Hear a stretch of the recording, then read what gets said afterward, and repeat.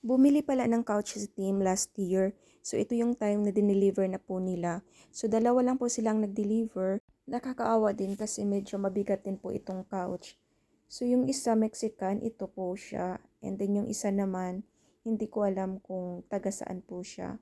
Aside sa sila po yung nag-deliver ng couch, sila din po yung nag-assemble or nag-install ng couch. So, wala si team dito kasi nasa trabaho ako lang mag-isa. Medyo natakot din ako kaya pinuksan ko yung pinto habang ini-install nila yung couch dito. Habang busy po sila sa pag-assemble ng couch, nag-prepare din ako ng snack nila.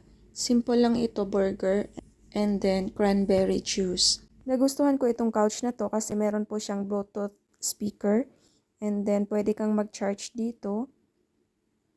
And aside sa pag-charge, pwede mo rin itong gawing table habang nagkakape ka, nanood ng movie o kung ano man, kakain ka dito ng mga chicherya, etc. So, pwede siyang gamitin as table. And recliner din po ito. Nagustuhan ko siya. Bawat gilid, meron siyang lagayan ng tubig or baso or bottles.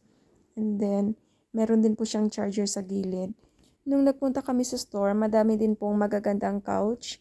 Kaso nga lang, hindi nagustuhan ng asawa ko kasi mababa lang po yung sandalan sa likuran. Kaya ito yung pinili ng asawa ko at nagustuhan niya.